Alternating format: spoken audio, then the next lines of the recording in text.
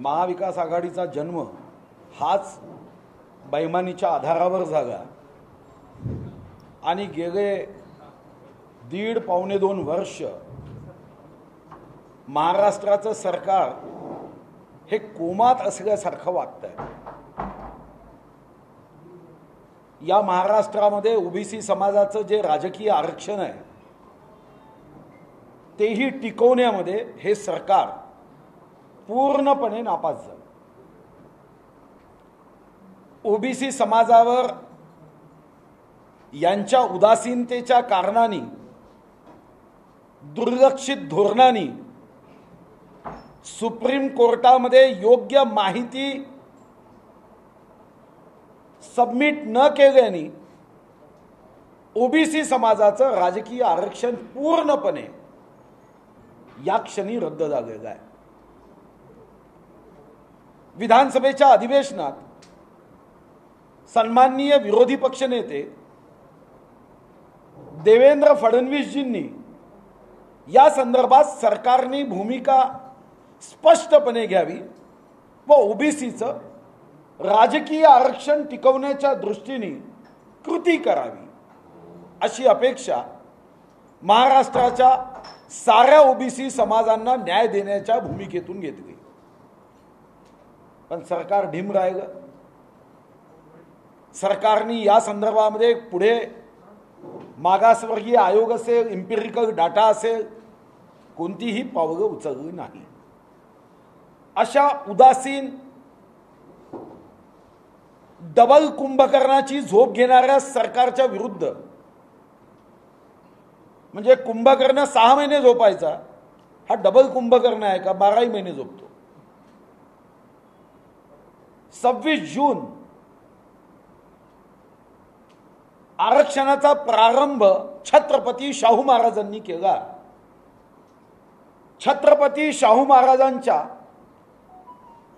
जयंती दिनी, ज्या दिवशी आपण सामाजिक न्याय दिन साजरा करतो, त्या दिवशी या सामाजिक न्यायासाठी भारतीय जनता पार्टी चांद्यापासून बांद्यापर्यंत, गडचिरोलीपासून गडहिंग्लजपर्यंत या सामाजिक न्याय दिनाच्या दिवशी या सरकारच्या विरुद्ध,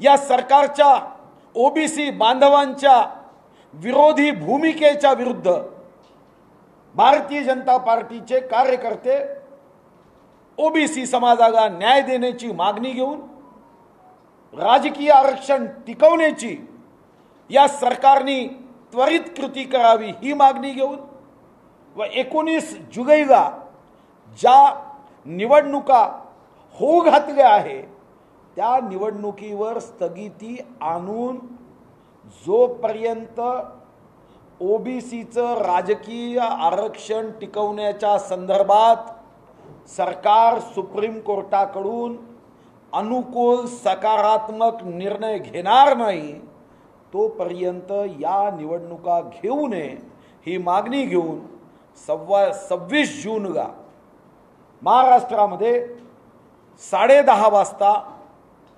सरकारच्या या उदासीनतेविरुद्ध चक्काजाम करण्याचा निर्णय भारतीय जनता पार्टीने केला आहे। आपल्या माध्यमातून मी जनतेला आवाहन करतोय की या दिवशी आपणही प्रवास टाळावा व भारतीय जनता पार्टीच्या भूमिकेला, सामाजिक न्यायाच्या या भूमिकेला, छत्रपती शाहू महाराजांच्या आरक्षणाच्या भूमिकेला आपण त्या दिवशी प्रवास न करता, गाड्या रस्त्यावर न आणता या लोक आंदोलनात, या सामाजिक न्यायाच्या सत्याग्रहात सामील व्हावं। सरकारचं डोकं ठिकाणावर येईपर्यंत ओबीसीवर राजकीय अत्याचार करणाऱ्या या सरकारला त्यांची पुन्हा हिम्मत होणार नाही असं वातावरण 26 जूनला आपण निश्चितपणे भारतीय जनता पार्टीचे समर्थक जरी नसला, भारतीय जनता पार्टीचे मतदार जरी नसला, तरी मी सर्वांना आवाहन करतोय की हा प्रश्न पक्षाचा नाही, हा पक्ष निवडणुकीचा नाही, हा प्रश्न सामाजिक न्यायाचा आहे आणि या सामाजिक न्यायाच्या दिवशी आपण या चक्काजाम आंदोलनामध्ये सरकारच्या विरुद्ध सहभागी व्हावं. खरं तर या राज्य सरकारने जेव्हा महाराष्ट्र जिल्हा परिषद आणि पंचायत समिती कायद्याच्या कलम 12(2)(c) प्रमाणे ओबीसीच्या 27% आरक्षणाच्या संदर्भामध्ये जेव्हा याचिका दाखल झाली, 15 महिने तारीख पे तारीख, तारखेवर तारीख, पण 15 महिने सरकार पूर्णपणे सुप्रीम कोर्टाला माहिती देत नव्हतं. सुप्रीम कोर्टाने विचारलेल्या प्रश्नाची उत्तर देत नव्हती. माननीय देवेंद्र फडणवीस सरकार असताना 31 जुलै 2019 या संदर्भात ओबीसीचं राजकीय आरक्षण टिकावं यासाठी अध्यादेश काढला.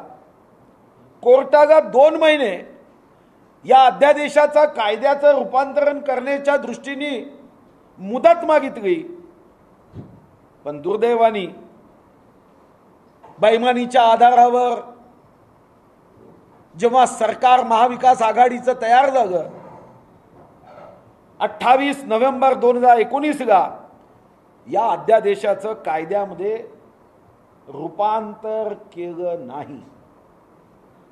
मागासवर्गीय आयोग बसवून इम्पेरिकल डाटा तयार करायचा, त्याऐवजी आमचे काही विद्वान नेते केंद्राकडे आकडे मागत राहिले. इम्पेरिकल डाटा म्हणजे काही जनगणनेचा संबंध नाही. इम्पेरिकल डाटा म्हणजे एक अशी सांख्यिकीय माहिती की जी आपल्याला सामाजिक न्याय देताना मागासवर्गीय या व्याख्येमध्ये साधारणतः ही डाटा तयार करून सबमिट करायचा आहे, पण मागासवर्गीय आयोग नियुक्त करण्यामध्येही उशीर होता. अजूनही सरकार येणाऱ्या 2 किंवा 3 महिन्यात हा डाटा जमा करून सुप्रीम कोर्टाला सादर करण्याची शक्यता अजूनही दिसत नाही. आणि म्हणून या सरकारला फटका देण्यासाठी, या सरकारला झटका देण्यासाठी 26 जूनच्या आंदोलनात पक्षविरहित रीतीने सर्वांनी या आंदोलनात सामील व्हावं असं आवाहन मी आपल्या माध्यमातून करतो आहे. अधिवेशन सुद्धा या सरकारने याचसाठी, या संदर्भातली आपली उदासीनता 12.5 कोटी जनतेपर्यंत पोहोचू नये, ओबीसी समाजाला ही सत्य माहिती पोहोचू नये, यासाठी अधिवेशनाचा कालावधी फक्त 2च दिवसाचा केला. खरं तर 3 पक्षाचं सरकार आहे, 3 दिवसाचा कालावधी केला असता तरी प्रत्येक पक्षाचा 1 दिवस मी समजू शकलो असतो, पण हे तर काँग्रेसला मोजायलाच तयार नाही. 2 दिवसाचा कालावधी, 2 दिवसामध्ये राज्याचे विविध प्रश्न आहे आणि म्हणून आमच्या स्पेसिफिक भारतीय जनता पार्टीने या आंदोलनाच्या निमित्ताने मागण्या केल्या. आमची पहिली मागणी आहे की 19 जुलैला होणाऱ्या या निवडणुकीवर सुप्रीम कोर्टामध्ये पुन्हा एकदा फेर विचार करणारी याचिका दाखल करावी. आवश्यकता असल्यास 100 वकील उभे करावे, पण 19 जुलैच्या निवडणुकीवर स्थगिती आणण्यासाठी या सरकारने, या सरकारचे बाकी सारे धंदे बंद करावे, पण पहिल्यांदा या 19 तारखेच्या निवडणुकीमध्ये स्थगिती आणण्यासाठी जीव ओतावा. हे सरकार नापास झालं नेहमीच्या पद्धतीप्रमाणे.